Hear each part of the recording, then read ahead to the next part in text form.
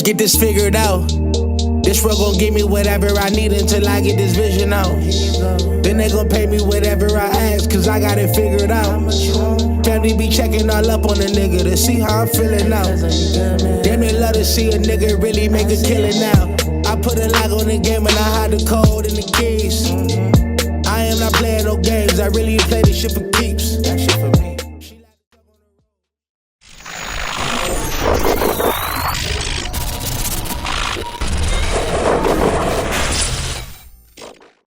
MaddenHeadz YouTube, what's going on? It is your boy, Coach DC, coming back at you today with another video. And today we are going to get off into part 2 of evolving your route tree. We're going to talk about route sequence a little bit. And what I mean when I say route sequence is the time that your routes arrive to the area can greatly impact what happens with the zone. So as you see a little shift, a little motion, real style, NFL kind of offense, get the tight end over. And what you'll notice here is what's going to happen. I made the wrong read to start with, and a great catch. I did make a great catch. But what happens is the sooner the zones have to respect the first route that comes into their area. So when you get guys dragging across the field, oh, Gronk. You don't see that too many other places now, Let me straighten something out around here real quick. Hey, I respect what everybody does, but let me tell you, check the reviews, you check the content. This is what it is. This is original. I don't copy, I don't paste, I don't do none of that. If I feel like I'm copying and pasting, I won't. End of that. All right, back to the video. So yeah, as you see, getting that tight end on the zig, sometimes it's the sequence at which your routes arrive. Look, caught him in man-to-man.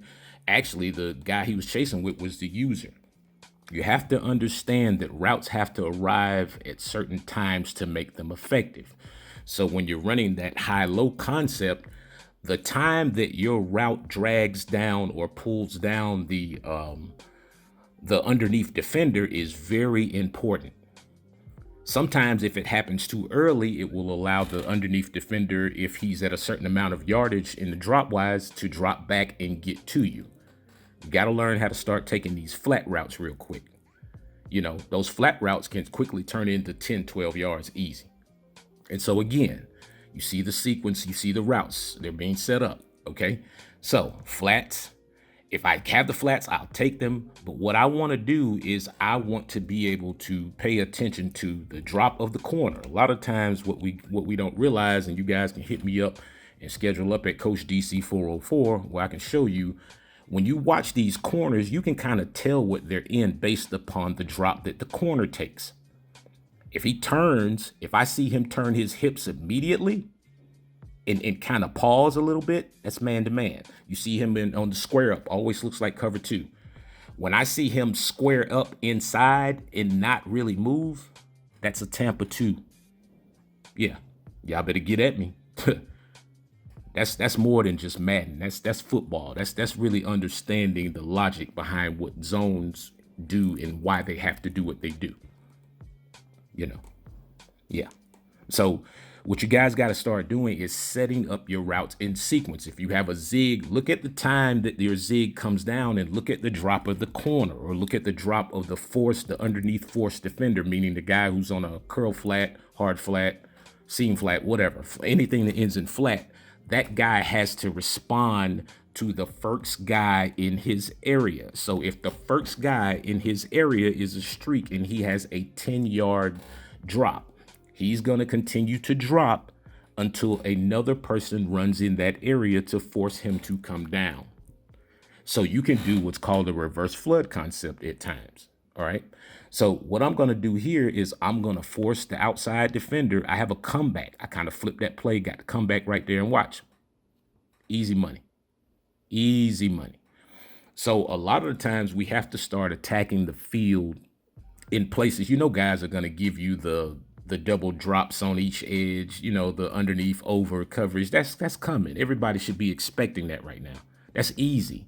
So now if you see that, you got to understand, you got to start taking this streak to the tight end quickly right there. Bam. I should have hit him, but I waited. Comeback route wide open. Some of this stuff is simple. You can create your own route concepts just based upon the formation you're in with a little bit of motion. You can get guys open. It is really not that hard. It's all about what time the routes arrive. So see, they're sitting on the comeback there, but it's cover two. So what happens in a cover two is the two high safeties have to expand. So that deep streak or whatever I had on the left had to force him back. Ooh, doesn't hurt to know how to do that. You can also figure that out by hitting me up at coachdc404.com and schedule up and learn how to get up manually, not just by hitting the aggressive catch. There is a way to manually get your guy up in the air. You'll only find that at coachdc404.com. Yeah. And how to drop it in the bucket just like that. Force the outside defender if you're in cover two. Sometimes it takes a little bit of patience. Sometimes they just guess wrong. So if you're sitting, you can force them to sit on the numbers, or as a user, the user is basically going to try to catch the first crossing route he sees. And you got to understand that. So you have to force the user into a certain situation. So, all right, in practice mode, 4 streaks, whatever. All right, motion the outside guy, get the zig, motion the outside receiver, already have him on a comeback, give the B guy a slant, swing the back out the backfield. Now you have a play made out of basically no play. And once again, sequence. So now we're going to break this down really, how this really happens. Okay, so from the start of the play, I've already motioned. I have 89 on a comeback, and I think the tight end's on a zig. So, okay, so you see the jam. So once I see that guy sit down, I kind of already know what the defense kind of is, because it has to be like maybe it looks like it's some sort of cover 3, cover 4. I don't know.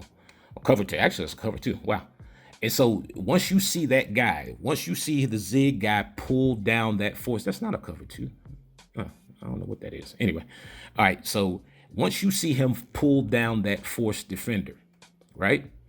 And so when he zigs inside, all right, these guys are automatically going to the comeback who has an outside release. He's the guy in his area, so he chucks him. Now, watch what happens as the zig guy comes into that area. He has to peel off because now he has to respect what's in his area. Alexander, one step ahead, bottleneck, everything else, has to still drop as deep as the deepest guy on that side, particular side. So now if he's already in a boundary position like a cover 3, cover 4, whatever, when he drops back, he's trying to get as deep as the deepest guy so that he doesn't give up the over route or whatever. But the sequence and the timing of the throw, I didn't sit there to wait to see if the guy got open. I kind of already knew. All right, so let me go through one more here real quick. Same 4 streaks. Turn it into a different play by the time it hits the other side. Look at that. Beautiful.